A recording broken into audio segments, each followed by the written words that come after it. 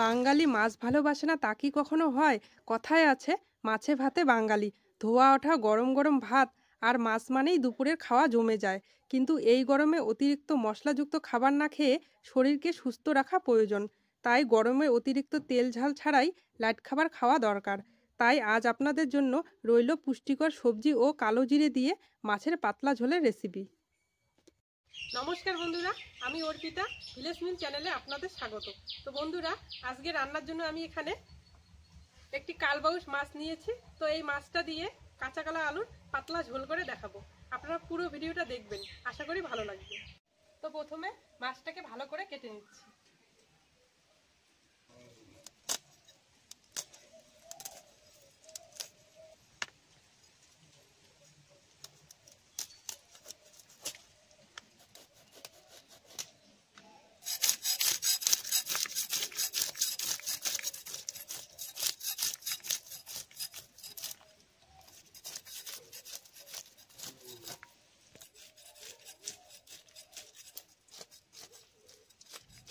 আঁশ ছাড়িয়ে নিলাম, এবার পিস পিস করে কেটে নিচ্ছি।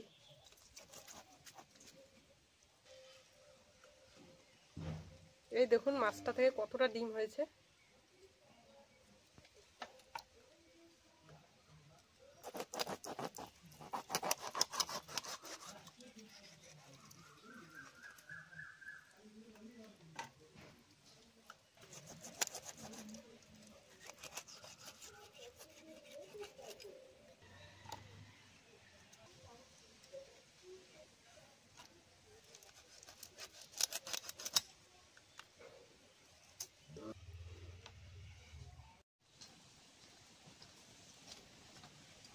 মাছগুলো লবণ হলুদ দিয়ে মেখে নিয়েছি, এবার ভেজে নিচ্ছি।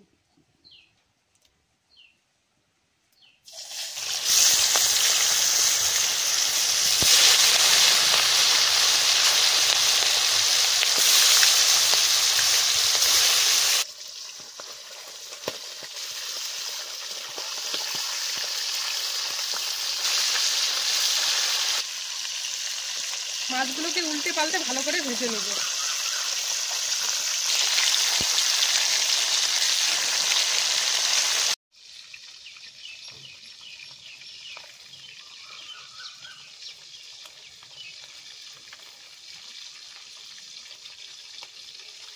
মাছগুলো ভালো করে ভেজে নিলাম, এবার তুলে নিচ্ছি।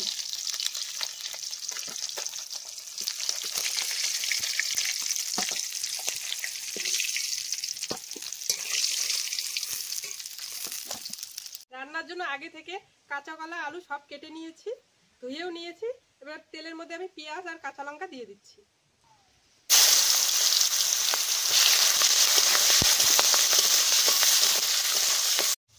দিয়ে দিচ্ছি একটু কালো জিরে ফোড়ন।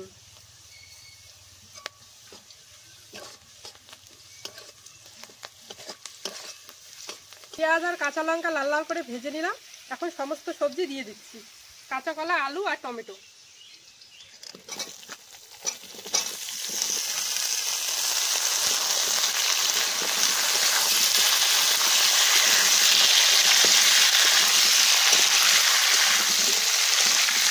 এখন দিয়ে দিচ্ছি স্বাদ মতো লবণ আর হলুদ।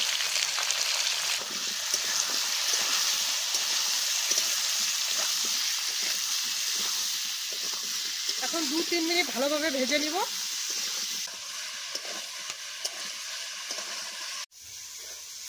আলু আর কাঁচা কলা ভালো করে ভেজে নিলাম। এখন এখানে আদা আর জিরে 1 চামচের মতো দিয়ে দিচ্ছি, একসঙ্গে বেটে নিয়েছি।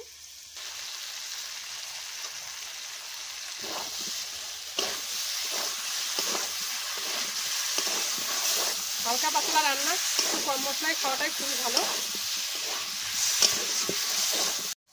মশলাগুলো দিয়ে 2 মিনিট নাড়াচাড়া করে নিলাম। এবার পরিমাণ মতো জল দিয়ে দিচ্ছি।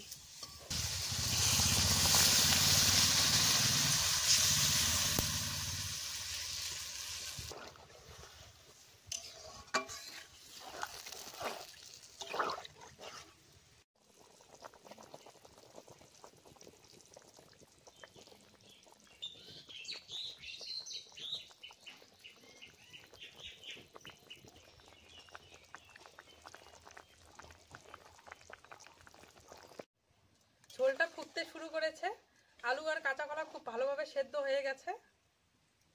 এবার আমি ভেজে রাখা মাছগুলো দিয়ে দিচ্ছি।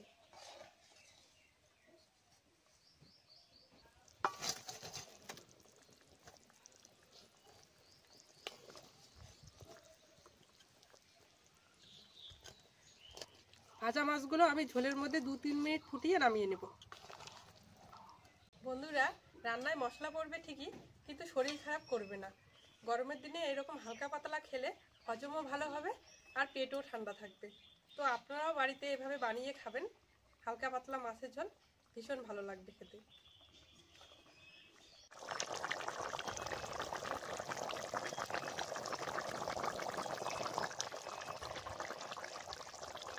রান্নাটা হয়ে গেছে, এবার নামিয়ে নিচ্ছি।